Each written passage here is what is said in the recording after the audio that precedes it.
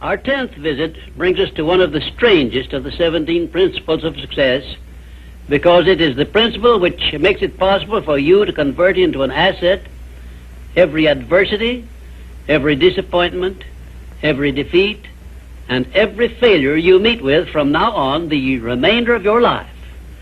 Yes, the principle of learning from adversity makes it possible for you to transmute all your past failures and mistakes into an asset which will help you achieve outstanding success in the future. At the very outset of this visit, I wish to call your attention to an important fact which may give you immediate possession of the great master key to success, namely, that your positive mental attitude is the only means by which you may convert adversities, defeats, and failures into assets.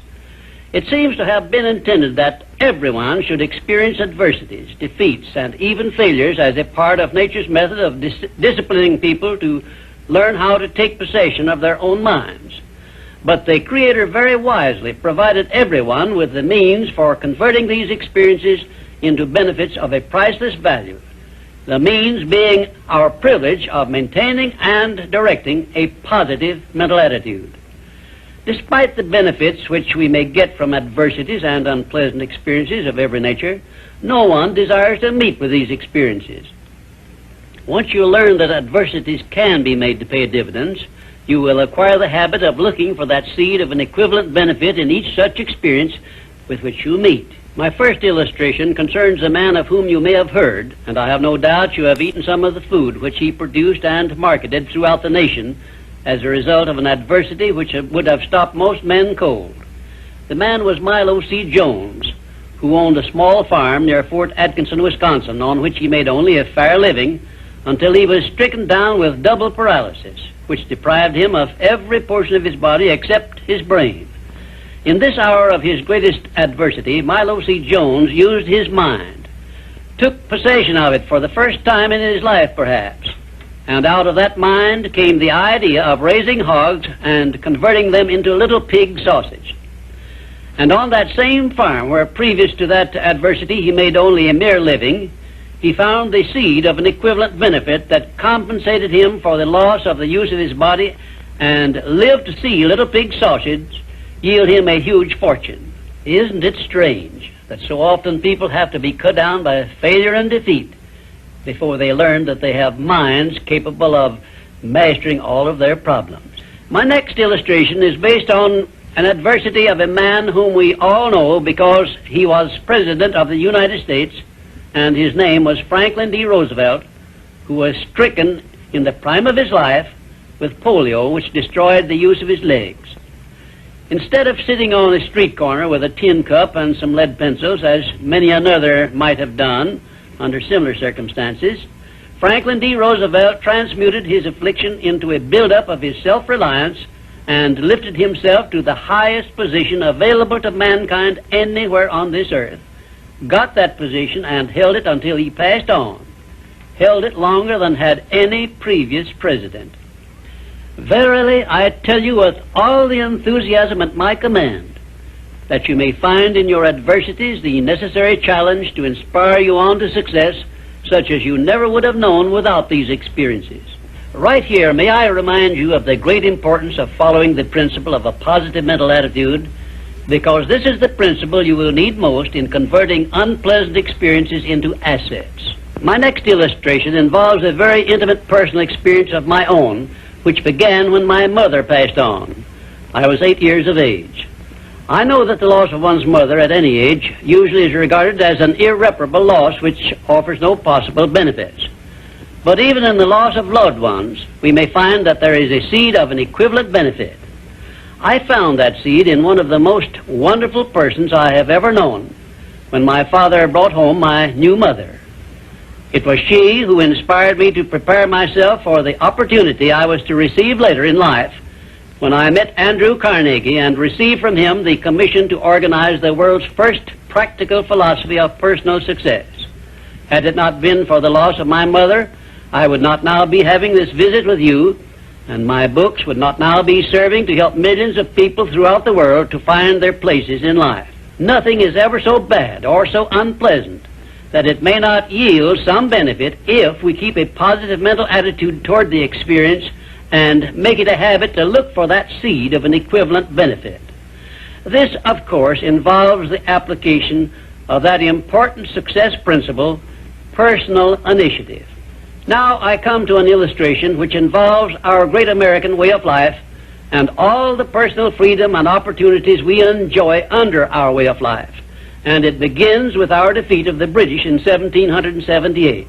Probably every Britisher believed that the loss of the American colonies was an irreparable loss which offered no possible benefits.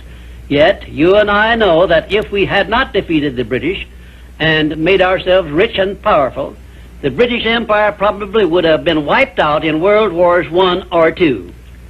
We know also that although the British Empire survived those two wars, it was our financial help which saved the British from starvation and bankruptcy. So, today, every Britisher should give thanks for the defeat of Lord Cornwallis's armistice, because that defeat finally became the means of survival of the British Empire. My next illustration brings us face to face with an adversity which involves you and I and every other person now living. I have reference to the trend in this and all other countries to rob individuals of their rights of personal freedom, a trend which is in direct violation of the obvious purpose of the Creator to give every individual the privilege of freedom of thought and action. There is something definite you and I can do about this common trend to rob us of our rights of personal freedom. We cannot turn it back entirely by our individual efforts, but we can and we should do something about it where it affects us individually and where we know what we can do and how we can do it. Of course you will ask, what can I do to influence a world trend? And I shall answer by saying there is something definite that you can do. You can refuse to accept this common trend and take full possession of your own mind, thus fulfilling your personal responsibility to your Creator. Remember those two sealed envelopes I mentioned in a previous visit. One of them is labeled riches you may enjoy by taking possession of your own mind.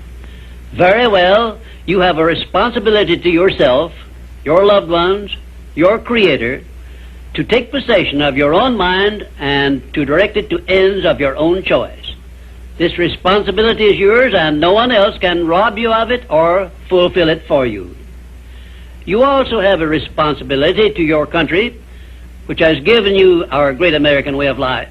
Our great system of free enterprise, which is so designed as to provide one with every possible motive for taking possession of his own mind and writing his own ticket in life. It is definitely a part of the overall plan of the universe to give man the benefit only of those blessings he recognizes, embraces, and uses constructively. Tie your arm to your side and take it out of use, and nature rebels immediately by causing the arm to atrophy, wither, and become useless. Neglect to keep in contact with your friends and cultivate them, and you lose them. Show indifference to the patrons from whom you earn your living, or the employer who pays your wages, and very soon you find yourself without a market for your services. It is an inevitable law of nature that you lose that which you do not use. And of course this applies to the use of your own mind the same as to everything else. And we who so often boast that we are citizens of the richest, the greatest, and the most powerful nation civilization has yet produced will do well to remember this law through which we lose that which we do not properly use. In this visit, I have brought you what may be a surprise or even a shock by introducing this great principle of profiting by adversity. If you are ready for this principle, you will embrace it at once, and never again, as long as you live, will you brood over unpleasant experiences without knowing full well that your efforts could be better employed by searching for that seed of an equivalent benefit which is available in those experiences. Now, before I conclude this visit, I shall give you this assignment which, if you carry it out sincerely, may well bring you a new birth of opportunity such as you never dreamed of experiencing. Go back into your past experiences, study each adversity and failure you may have experienced, and look for that seed of an equivalent benefit you had not before discovered, and you may find yourself richer than you believed yourself to be. And now, until our next visit, just remember, nothing can be called failure until you accept it as such.